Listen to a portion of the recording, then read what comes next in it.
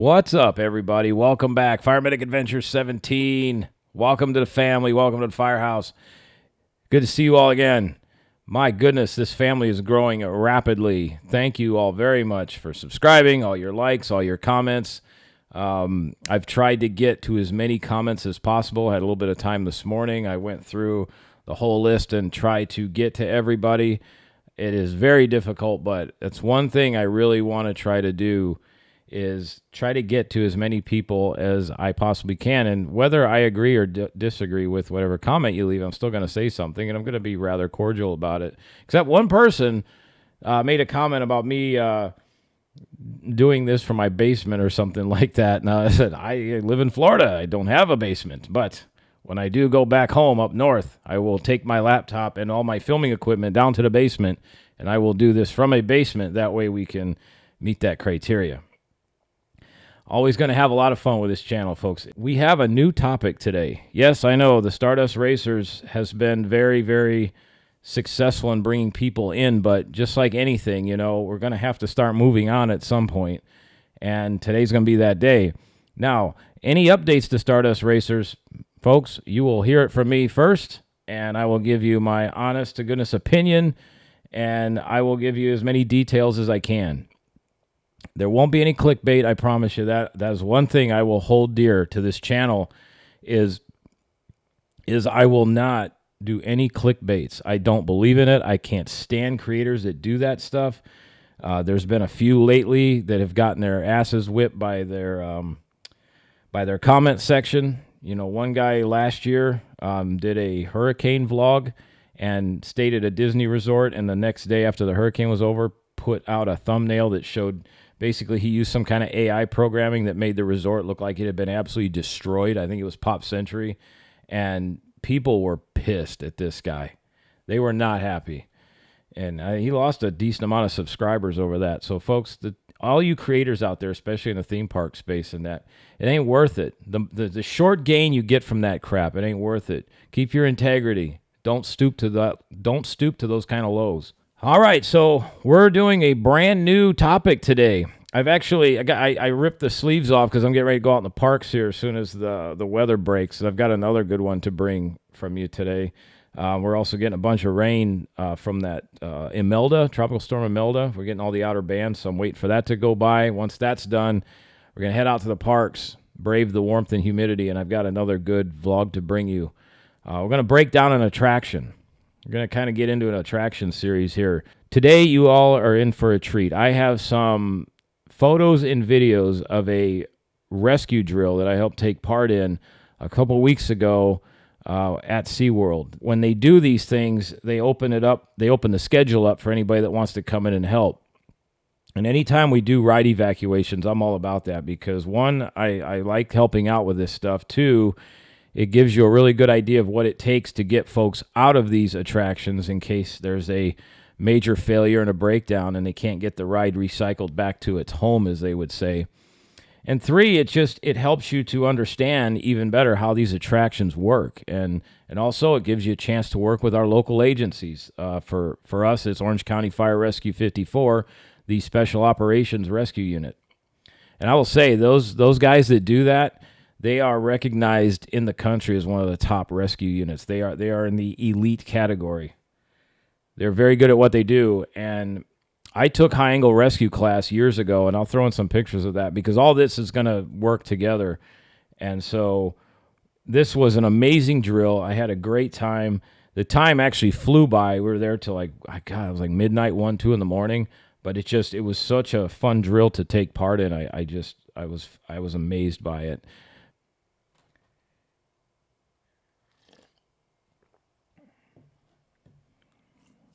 Because this was my first time helping out with an evacuation drill of this magnitude.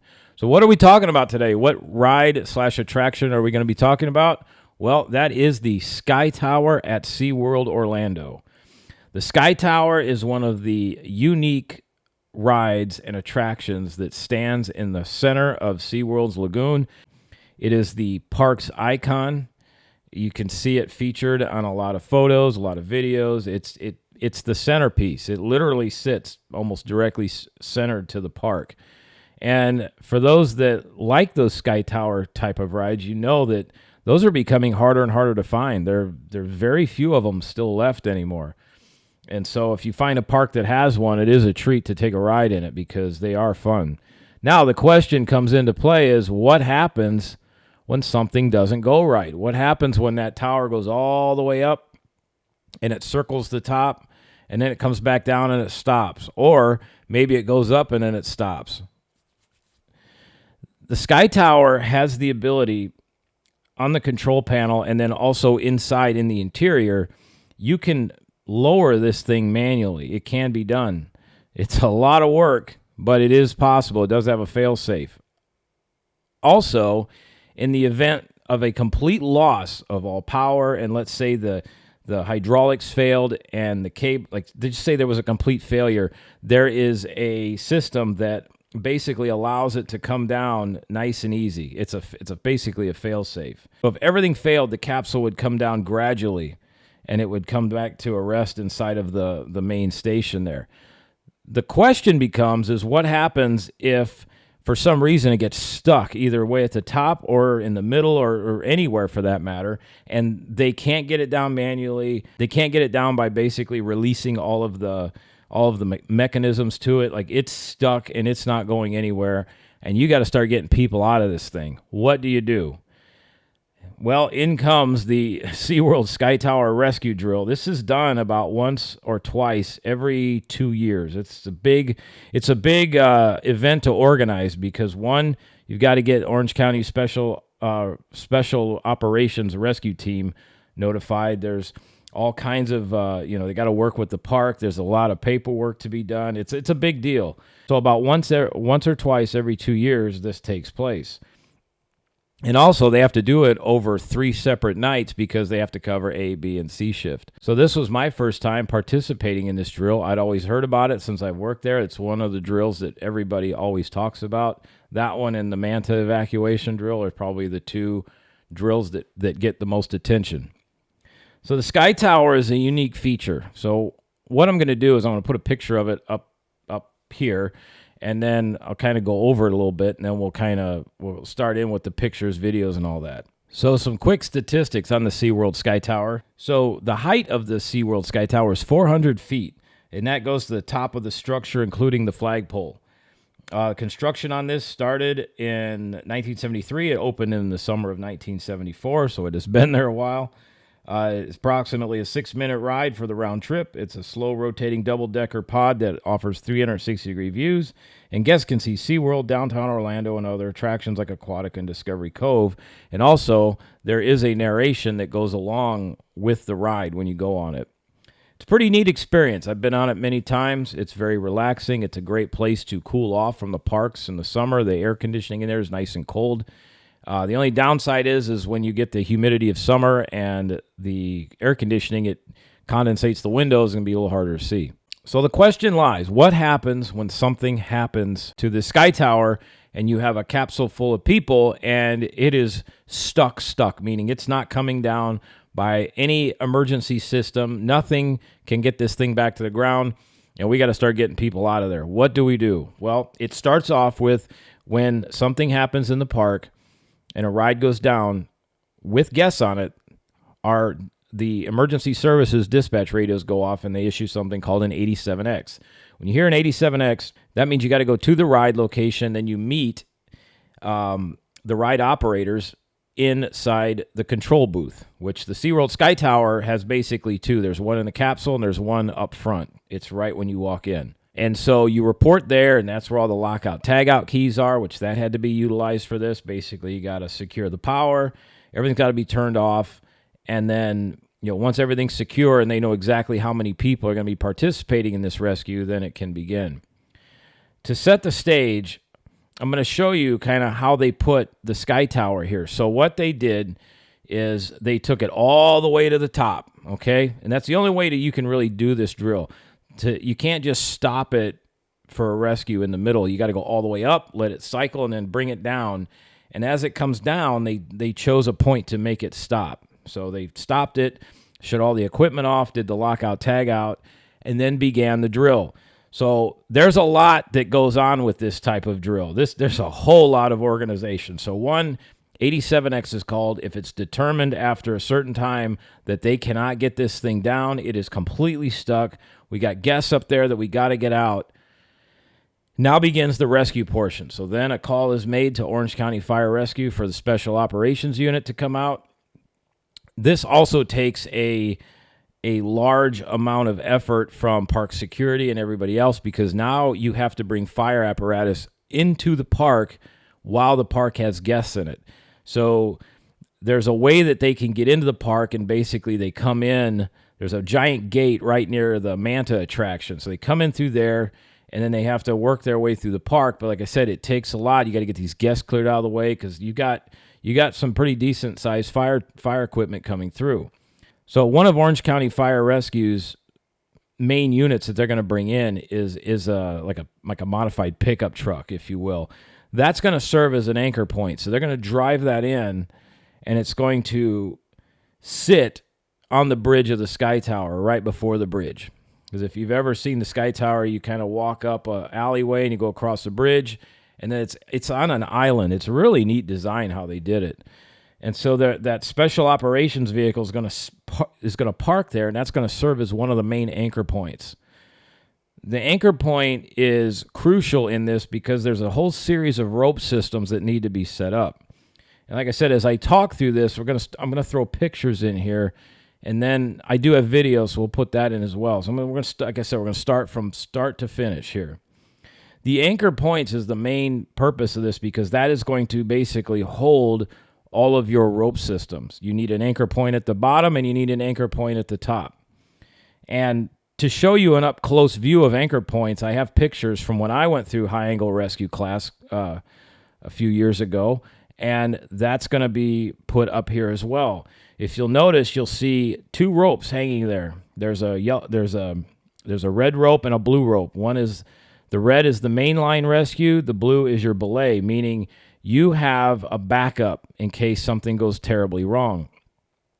The amount of people required to pull off one of these rescues is immense. It takes so many people. You have to get people to set up the rescue systems.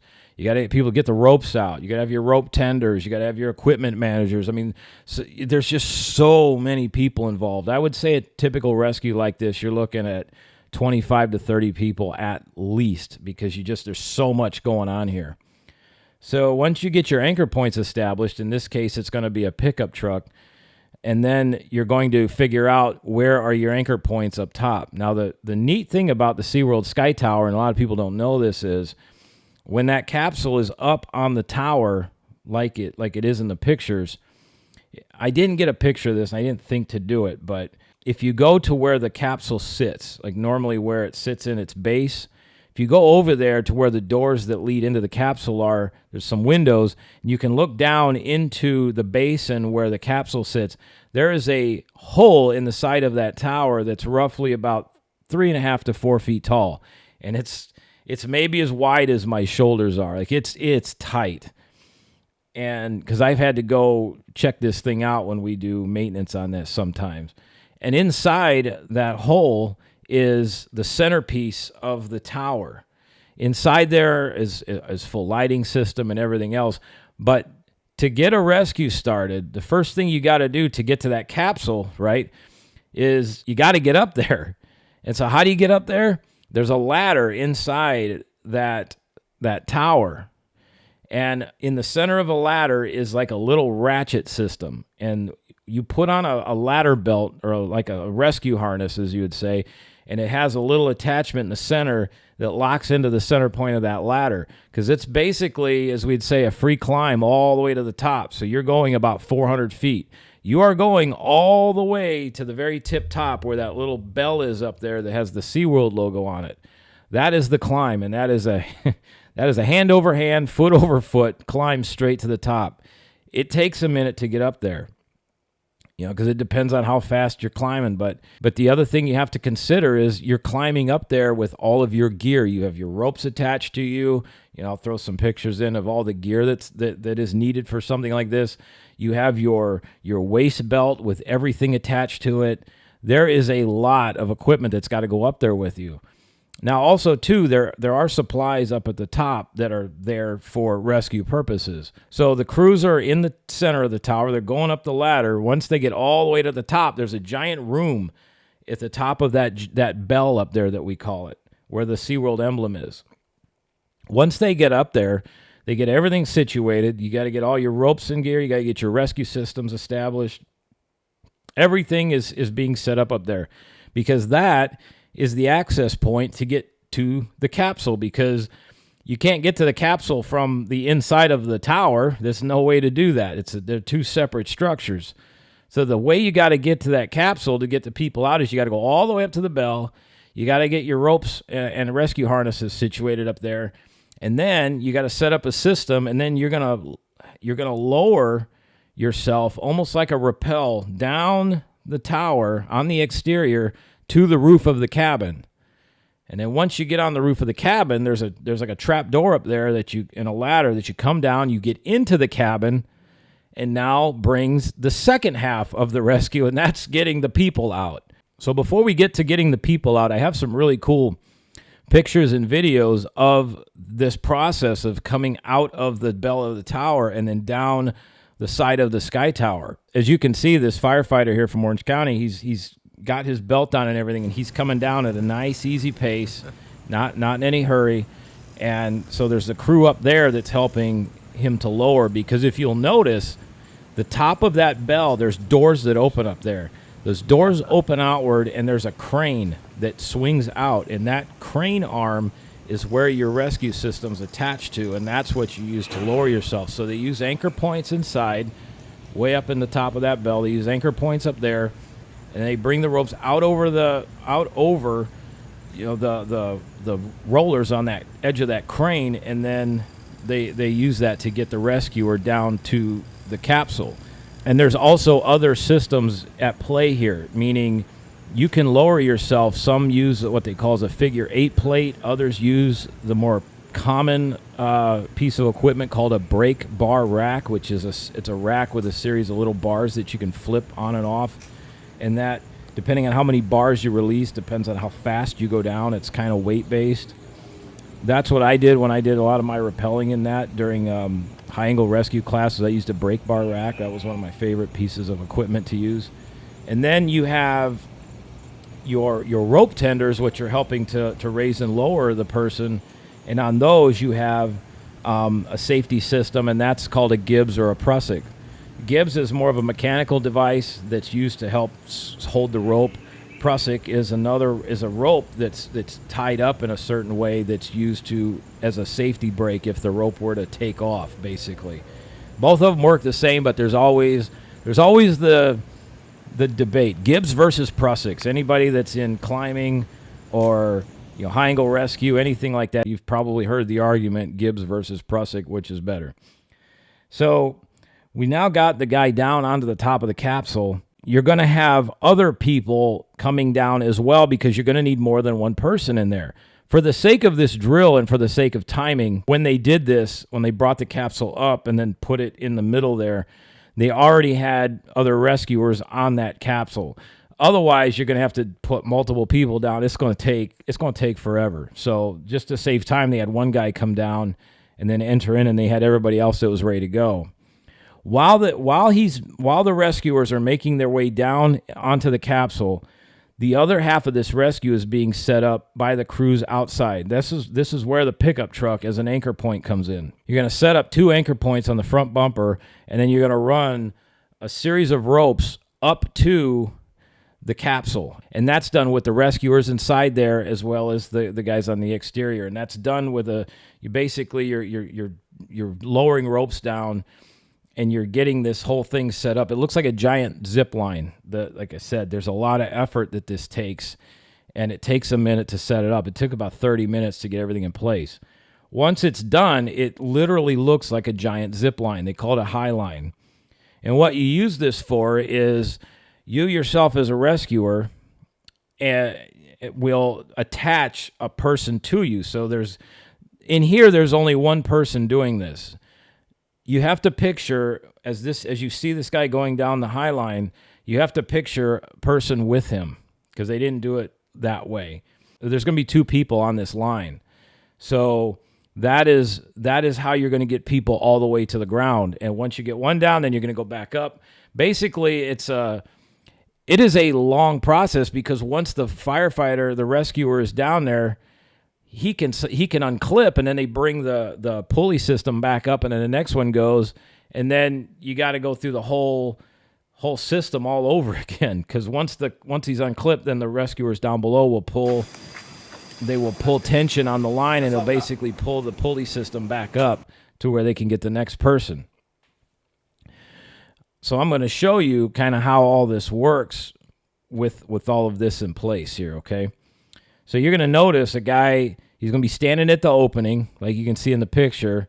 He's going to be standing at the opening, kind of looking out. So one other thing really quick before I get to them coming out of the capsule, the one thing that is on the Sky Tower, and you have to look carefully, is you'll notice on the exterior, you're going to see a set of panels that look like they can slide open.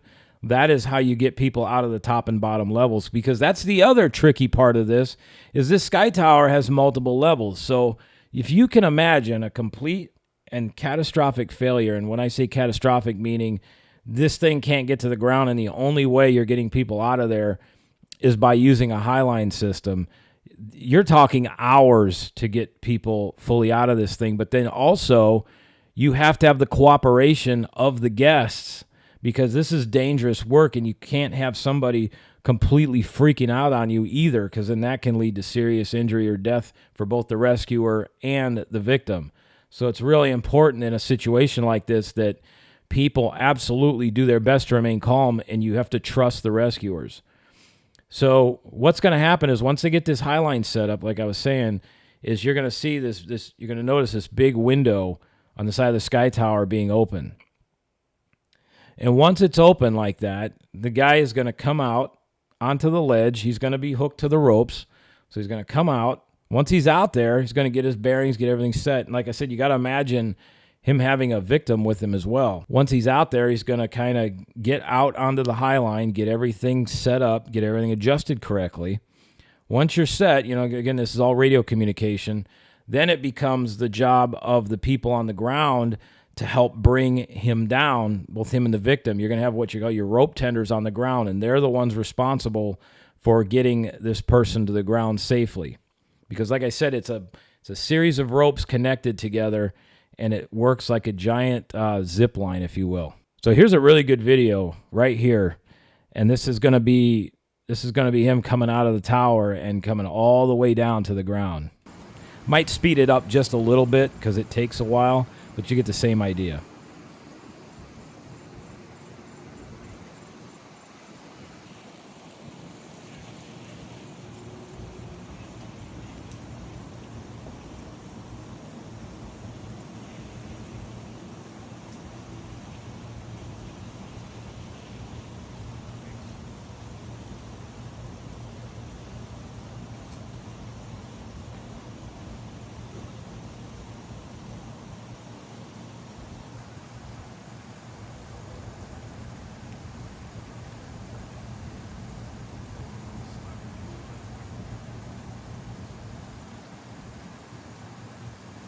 And here's a couple of really cool still photos that I took, which uses the night feature on this camera, which is amazing.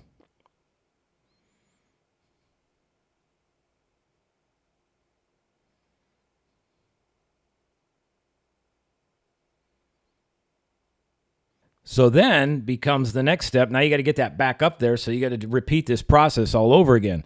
And this is a great picture here because you can see the carabiners and the pulley clipped together, and you can see the harness that was used to make this happen.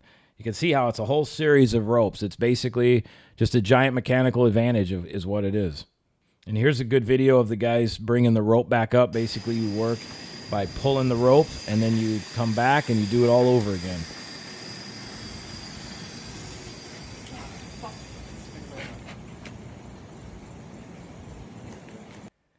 See, every time they move forward like that carabiner and rope system goes back up to the open window. And then it repeats itself. And I got so much out of this, just being able to, one, watch this happen and also, get to work with these guys a little bit on this. And the other thing was, it was kind of a good refresher too, because in Indiana, I was on the high angle rescue team, the technical rescue team, because we had an amusement park in our jurisdiction called Indiana Beach, and there was a few times where we had to utilize some of this stuff. Sometimes it wasn't that necessary, but because of the situation, we figured, hey, it's a good time to practice. Let's make sure we got our skills in check, and let's get this set up and do this. Because they also had a zip line going to Indiana Beach. They don't have it anymore, but I think the remnants of it are still there.